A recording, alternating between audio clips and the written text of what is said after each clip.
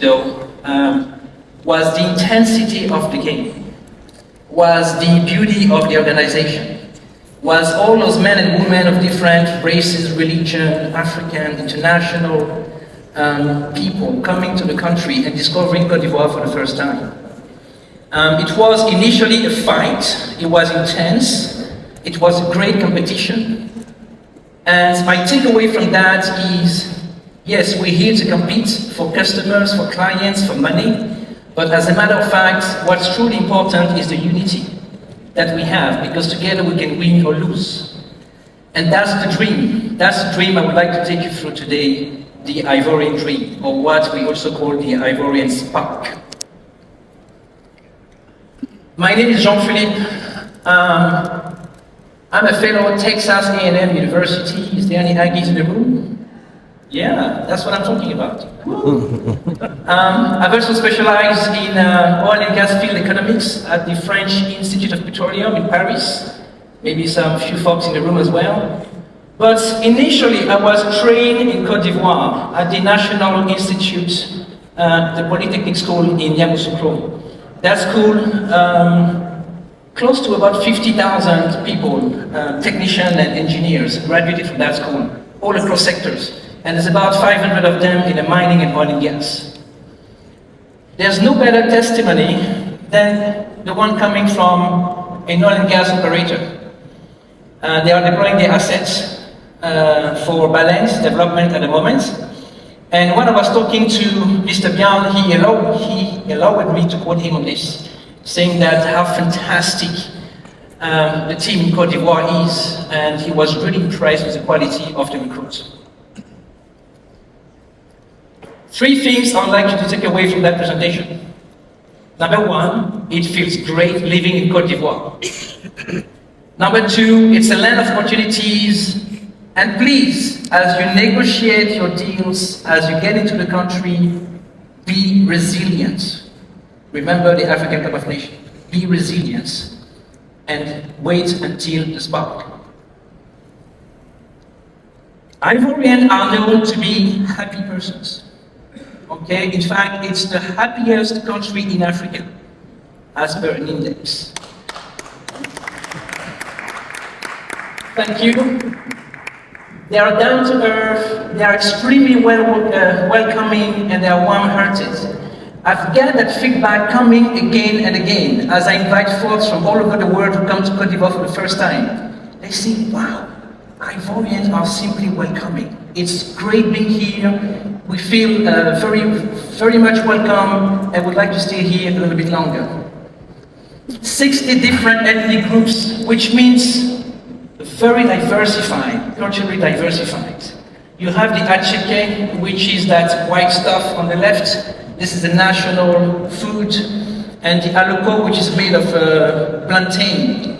I haven't met a single person from China, United States, Europe, who tasted that thing and who didn't like it. If you happen to station in a country for a while, and you would like to visit, there's plenty of things to do. Up in the north, you have the Kong. It's a magnificent mosque. It is made of clay and wood, and you can see the architecture just speaks, is a testimony to the ingenuity of its builders. Up in the center, you have the second tallest basilica in the world, in Yamoussoukro, which is the capital of the country. Now, if you up to some high, bit more intense emotion, you can visit the Thai forest, which is the largest, very well preserved, primitive rainforest. And it hosts, in their natural environment, uncovering and unlocking a fantastic opportunity on the western margin of Côte d'Ivoire, the Tano Basin. It's a brand new playfield, and I understand that we have up to 18 blocks available for you to come and take. So you may want to take a look at that. There's going to be significant amounts of money invested into the country in the coming years. Baleine is no more, there's no need to present it further, just to remind a few numbers here. Now in Côte d'Ivoire we have a saying, Quand la tête est là, le genou ne porte pas le chapeau. Which means when the head is here, the knees doesn't wear the hat. So you're going to have plenty of time later on during the day and tomorrow to hear from specialists, from Petrosi, from the hydrocarbon department as well, from ENI's country manager, all about Kalau, all about Baleine. But I just wanted to say something about Kalau. I believe that's the anniversary as well for the African Oil Week, 30 years on the road. So ICM will be holding its 30th anniversary in December this year, November, December, if I'm correct. Prostin, about 10, 12 years of existence. They do engineering and design. They know all the project in Côte d'Ivoire pretty much. So if you have any data that you need, if you want to build something, these are the guys you need to talk to. AIES, Mr. Hervé Zakwa, is in the room as well. I believe he's a gas specialist. He understands how to monetize gas in Côte d'Ivoire. So whenever there's a gas project, this guy isn't too far away. AIES Oilfield Services by my friend Saboué Henri. He can treat, I believe he's one of the contractors for Baleine as well, he can treat the mud, for instance, and get rid of it. AIES is our first independent oil and gas E&P company. Now, here's the thing. Their team boasts what I think is the most brilliant geoscientists and geophysicists of the country. Full stop. These are the guys that have been telling for years, please drill into the carbonate reservoir. Try it out deep offshore. Try out the Western Basin and so forth. These are the same guys now who are in AIES.